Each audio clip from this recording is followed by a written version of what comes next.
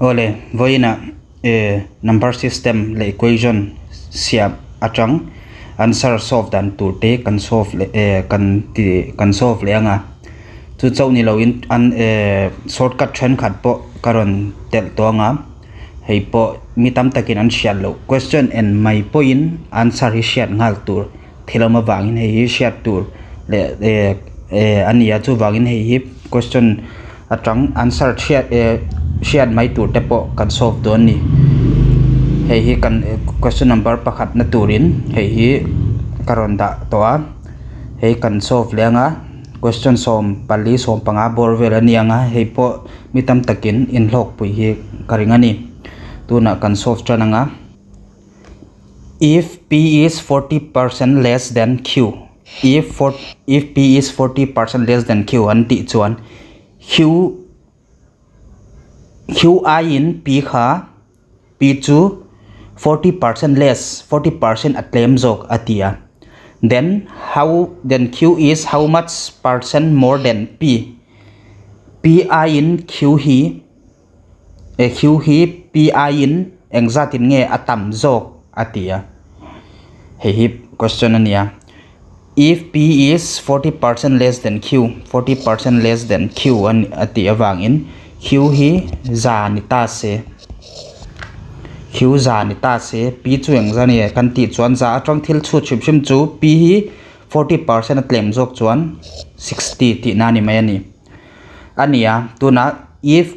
then q is how much percent more than p atia hei exact in nge ain thau ti khania question eron zo hi chuwang hei difference tu exact nge an difference kan ti chuan som li ania som li heta in zia kanga more than p atia more than q ti ta se q 100 in lak tur ania ma se tu na more than p ha top na p an zia awangin hei hi atop na p an zia awangin p number hi 60 ania 60 multiplied by 100 percent ni wangin 100 kan zia ka hei kan cancel anga 2 2 or 4 2 3 or 6 ania 200 by 3 ania hei in divide chuan divide topula in divide chuan 66.66% in modonani 66.6% chu option number 2 hei ani hei harsalo tuna more than p ti lo in more than q han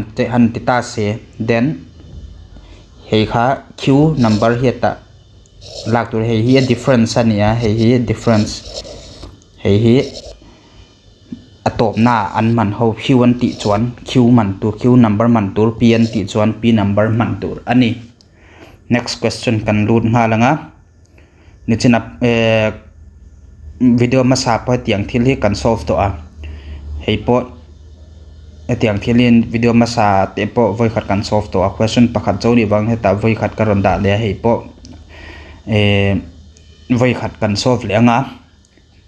22% of x equal to 30% of y atia 22% of x of kan ti chuan multiply ania equal to 30 by 30% of y ania chu wang kan jon chwa tur chu y by x ani x by y ni loin y by x ani ti shat tur ani hei kan solve nga langa heta 0 100 le heta multiply wang chaw ania multiply wang in anoi la heta plus multiply de lawin plus ni ta se hei le hei anoi lam pak kan cancel the do lo ma se multiply ni wang chon kan cancel the ya ni chuan 22x by to lowa 22x equal to 30y to a y by x ania chu wangin helam panga in x kha in transfer chuan hei po helam pang in transfer anga in kara multiply ve wang in 22 by 30 hi anhoi lam panga ron kalanga y hei po anhoi lam panga x hi aron kaldon ni x ania ainang chia to atuna 2 1 is 2 2 1 is 2 2 15 or 30 chu wang in y by x to 11 by 15 ani x by y zong chuak ruan ti te chuan 15 by 11 ni mai don ni ma se tuna y by x ania question eron zo chuwangin 11 by 15 option number 2 hei ani answer Next question kan lut anga 21% of a number is 546. What will be 89% of that number? That number ati kha hey number ni ai nang chia ni asoi omzia chu wang in 21% hey kan zo to a of hey of ania of chu multiply ania of a number kan shalo wang in x kan je kanga is atia is to equal to 546 ania hey 21x by 100 equal to 546 ani maya hey in kara multiply wangin transfer chuan ilam pai transfer chuan 546 multiply to divide in ron kalanga 24 nilo 21 tur ania multiplied by hey po it transfer chuan multiply in ron kaldon ni chanse to divide om wangin 21 le 546 hi 7 in 7 point ni divide 7 point it cancel thaya 7 share 21 7 7 are 49 7 8 are 56 ania 3 1 is 3 3 2 are 6 3 6 are 18 chu wangin x2 2600 ania x a number hi hey x2 number ti na ni eta number ansiakha of that number tu na question to 89% of that number atia 89% of that number hey ani to 2600 in cancel thia 89 le 26 in multiply chuan 2314 in modoni chu wang in option number 4 ha answer ni mai ni. Next question kan lu tanga what is to be added to 15% of 180 15% of 180 a number exact nge kan add don chu ti ani chuan kan add chuan so that the sum is equal to 20% of 360 atia 15% of 180 a number pakhat in add chuan so that the sum is equal to 20% of 360 20% kanjak pantiang 20% of 360 ni donani ati ni chu wangin hey number hi kan shelo wangin x kan pianga tuna 15 by 100 of 2x multiply ania 180 plus x equal to 20 by 100% to 100 ani wangin of 2 multiply 360 ani 0 le 0 kan cancel thaya 5 2 are 10 5 3 are 15 2 9 are 18 chu wangin 27x plus x ania hey po 0 le 0 in cancel thaya 0 le 0 in cancel thaya 2 le 36 in divide in multiply chuan 72 in modon ani hey x tel don lo heta 27 chuan ya hey transfer la exact nge anti chuan x equal to 72 minus 27 ania 72 minus 27 to 45 ani chu wang in 45 heta in 8 chuan 20% of 360 chia in modon ani chu wang answer to 45 option number 3 ani. Next question kan lut nga langa if 8x plus 3y by 4x plus 5y equal to 25 by 23 then x plus x is find x is to y atia 8x plus 3y by 4x plus 5y kha 25 by 23 ania kanjon chwa tur chu x by y x is to y ti na nia he kanjon chwa tur ani chu wangin kan cross multiply anga 23 8x plus 3y anianga right hand side tapo 25 4x plus 5y ani dona hein multiply chuan 23 le 18 multiply chuan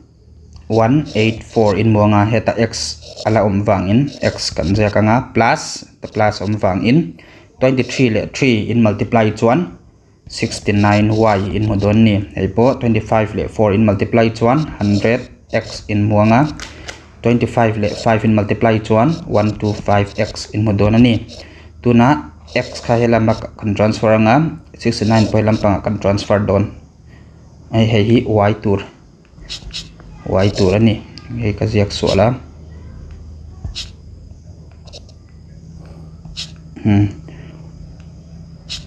hei hi x hi transfer anga y poi lampang kan transfer don ni 184 x hi plus ania transfer chuan minus 100x awmanga 125y ania hein transfer chuan minus 69y anianga 184 minus 100 to 84x anianga 125 minus 100 to 69 to 56y in modonani chuwangin y kha helampang in transfer anga x by y anianga 84 pelampang in transfer chuan 56 by 84 in modona he cancel le thayam 2 2 are 4 2 8 are 16 2 4 are 8 2 2 are 4 2 1 is 2 2 4 are 8 2 2 are 4 2 1 is 2 7 2 are 14 7 3 are 21 chuwangin answer chu 2 by 3 ani hetiang thil hi har samya lowa y by x ani chuan 3 by 2 ti na ni mai ni next question kan lu tanga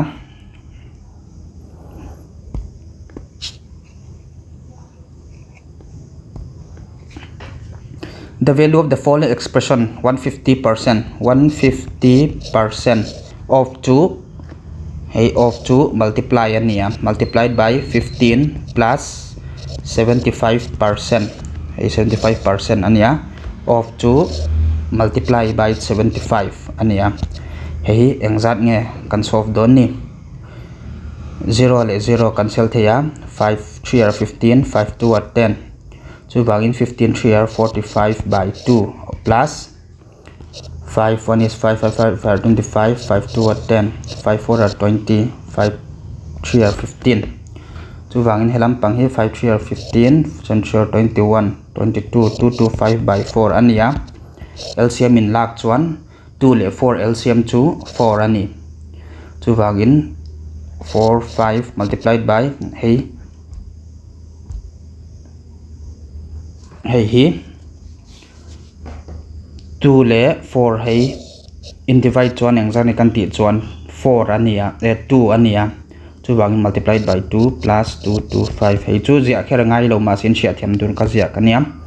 45 multiplied by 2 chu 90 plus 2 2 5 by 4 ania hei hi answer hi engzani kan ti chuan 225 le 90 chu 225 le 90 in plus chuan 5 11 3 315 by 4 ania hei in divide chuan 78.75 in modon ani hei percent ni lo hei answer ani 78.75 chu option number 2 ani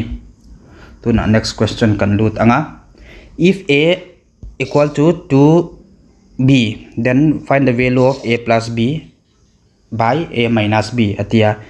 a kha 2b ani chuan kan jon chhuat tur chu a plus b by a minus b ania hi b helampang transfer la a by b equal to 2 by 1 ti nani mai ani chuwangin hei chu a 2 b 1 ti nania chuwangin hei hi a 2 plus 1 2 minus 1 chu 3 by 1 hei chu 3 chuwangin answer chu option number 1 ni mai ani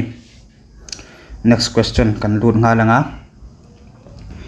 1/6 of 1/2 of 3/8 of a number is 20 what will be 40% of that number 1/6 atia 1/6 to hei ania of to multiply 1/2 to half ti nani maya of omleya multiply 3/8 to 3 by 8 of a number kan shalo bangin x kan manganga equal to is to equal to 20 ania hei hi 3 2 are 6 ania x by engzan nge 2 2 are 4 a 4 are 32 ania 20 chuwangin x to engzan nge kan ti chuan 32 multiplied by 20 chu hei hi 64640 ti na ni mai ni chu wangin a question chu what will be 40% of that number atia hei hi 40% of that number of that number to 640 hei 0 le 0 kan cancel thei veka 4 4 are 16 6 4 24 25 chu wangin answer chu 256 hei answer ni mai ni. Next question kan lut anga 150% of 0.05% of x is 75. Find x. 150% hei hi 150% of 0.05% 0.05% of x is to equal to tinania 75 x John Swatur ania hei le 0 0 cancel 5 3 are 15 5 2 are 10 3 by 2 om to a hei ha point in om wangin point kan la chhuak anga point atang pakhat pani om wangin 5 by 100 chu om sa nia pani om wangin heta 0 pani kan bel the ani multiplied by x equal to 75 ania hei hi multiply vek ania until nan hei hi karon explain fi anga 0.5 chu engzan kan ti chuan 5 by 10 ti na nia in rin lo chuan 10 le 5 divide tu la 10 in 5 divide tu bang point kan hanga la 0 0.5 10 5 are 50 chu bang 0.5 ani 0.5 kha hei nang chiani hei hi chu bang hei hi karon direct in karon solve to pain shel them tak in katia karon explain thara tuna hei multiply vek ani wangin hei kan cancel thia 5 1 is 5 5 bar 25 3 5 bar 15 ania x equal to hei pani hi dinglam panga right hand side kan transfer anga 5 multiplied by 2 multiplied by hei ron dona hei chu engzan nge multiply chuan kan ti chuan hei answer 1 lakhs ni mai ni chu wang option number 1 hei answer ani. Next question kan lu tanga if 1/5 of 3/8 of 1/3 of find 1/5 of 3/8 of 1/3 of 11760 atia 1/5 to heyania of to multiply 3/8 to 3 by 8 ania of to multiply 1/3 to 1 by 3 of to multiply 11760 hei answer engzan nge ti khania question ron zo hi 3 le 3 kan cancel thea 5 in kan cancel anga hei po 5 1 is 5 5 2 are 10 5 3 are 15 5 are 25 5 2 are 10 chu wangin hei hi engzan nge 2 3 5 2 le 8 pon kan cancel thea 8 2 are 16 2 8 9 are 72 8 4 are 32 chu wangin answer chu 294 hei answer option number 1 ani heteng thil harsal u wangin rang deuh den karon chok po yan chiat thiam lo chuan comment section apo in min lo in ziak the rengani ti hi karon soidu a tuna next question kan lut le anga 4 by 7 of to multiply ma cheta of bodmas rule an manga chu wangin of kan jakanga 8 by 9 divided by 8 by 7 multiplied by 180 of 1 by 9 hei engza tur nge ti khan ne of kha in shiat na tur multiply ani ya hei shiat shim tur ni ma se solve ma sakber tur ani BODMAS ania bracket om chon bracket solve ma sakber tur azo of om te kha solve tur azo divide multiply addition subtraction tia kal tur ania chu wangin hei kan solve ma sa cancel the om lo wangin hei hi kan direct multiply to panga 8 4 are 32 7 9 are 63 divided by 8 by 7 hei multiply nia 9 2 are 18 multiplied by 20 ania hei divide tu na multiply divide chau a om to a chu wangin divide hi ma sak tur ania 32 by 63 hay divide hi multiply in thak chuan 7 by 8 ani dona multiplied by 20 tunai cancel thei vek to a 7 is 7 7 9 are 63 8 4 are 32 ania tuna answer chu 42 are 8 80 multiply chuan 80 by 9 chu wangin answer hay 80 by 9 option number 3 hay ani next ta kan lut le anga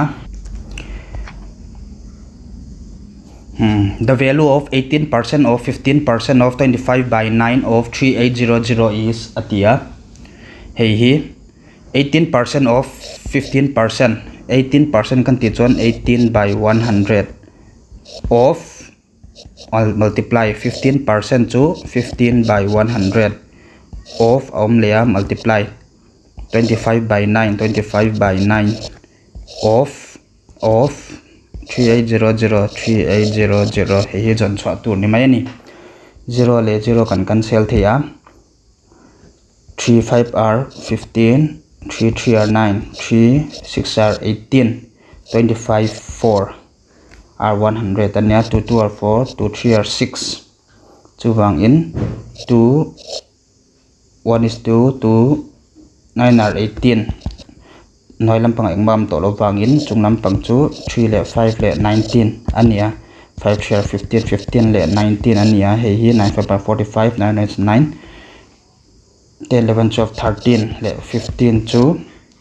285 chu wangin answer chu option number 2 285 ani next question kan lut nga langa if the numerator of a fraction is increased by 20%, the fraction hey fraction kan ti chuan fraction asalo te tan 15 by 16 tiang vel te kha numerator le denominator chunglam pang hi numerator antia anwai ram pang hi denominator nia he tiang sim te kha fraction ania chuwang in hei kha shatur ama saberin numerator kha 20% increase denominator is decreased by 30%. Denominator kha anwai lam pangzo kha 30% decrease. Chuwang in the fraction obtained is 35 by 29 atia hei he jon so aturanya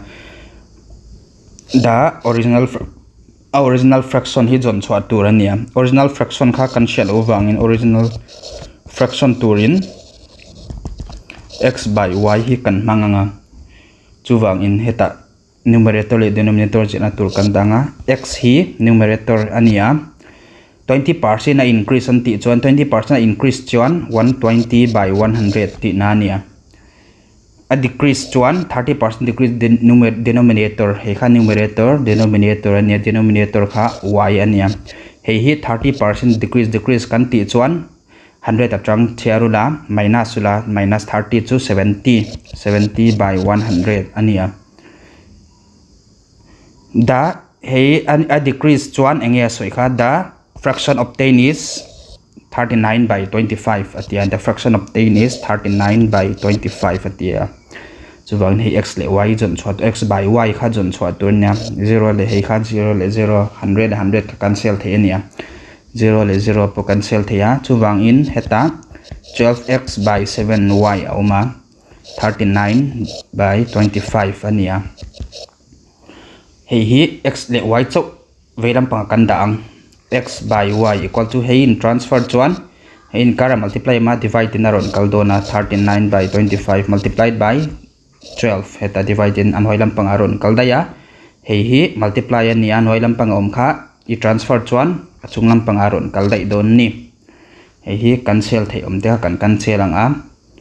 3 4 are 12 3 1 is 3 3 3 are 9 ania tuna cancel thei ang ma om to lowa 13 multiplied by 7 chu hey multiply chuan engzang ye kan ti chuan 7 4 21 7 7 8 9 91 ania